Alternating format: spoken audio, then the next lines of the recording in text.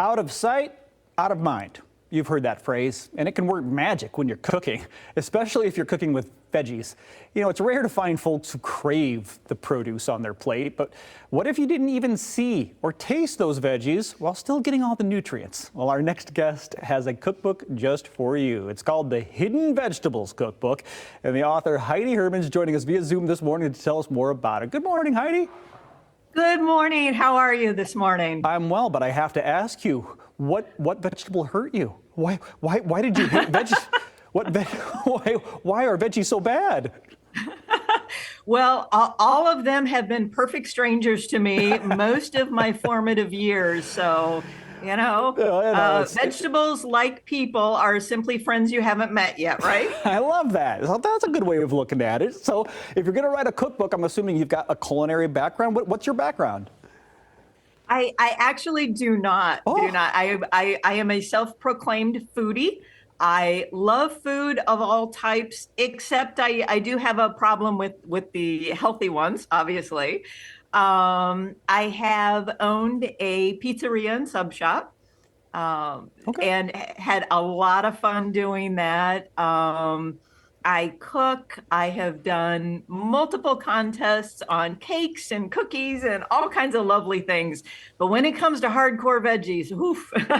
I tell you what, was there an aha moment? I mean, that led you to write this? Was there like some kind of veggie moment that you had? Not a single moment, but it definitely started when I was a young professional in my 20s and taking clients out to lunch, out to dinner. And I actually had a colleague tell me I had the palate of a toddler, so it makes it difficult to socialize, to interact, and be an impressive adult when, you keep pushing those veggies around. Right. So if everything's beige on the plate, that's probably not going to be great. But you say you can put those veggies into recipes and nobody knows. How do you do that? Exactly. Yes. Once I kind of got over, I don't want to eat the vegetable, I still realized they're super important. You've got to have the nutrition. How do you reconcile those two things?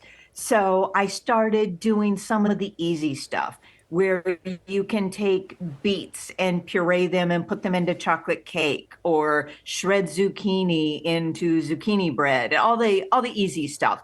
And gradually, I just took it farther and farther and farther. And now, whether it's kale or spinach or Brussels sprouts, it doesn't matter. I can hide all of them in anything. You're like the Houdini. You're going to hide all of these veggies. Oh, did you say beets inside of a chocolate cake and I won't taste that earthy, beety taste? Absolutely. I love roasted beets pureed in chocolate cake. I can do them in, as a matter of fact, on the cover, this is a beet donut. No way. A beet donut. Yes. Okay. But it doesn't taste like a beet. They're fantastic. Mm-hmm. It tastes like a donut. It tastes like a vanilla donut. Okay. And part of it, your mind thinks that it's going to be, red velvet perhaps, but it has this lovely sweet vanilla flavor to it, and you don't taste the beets. Was there ever any type of surprise? Like, was there a recipe, an example of maybe a hidden veggie recipe that you were working on? You were like, wow, I didn't know I could do that, or I could hide that. Anything stand out? I struggled with Brussels sprouts. Oh, yeah. A lot. We had a lot of failures with Brussels sprouts.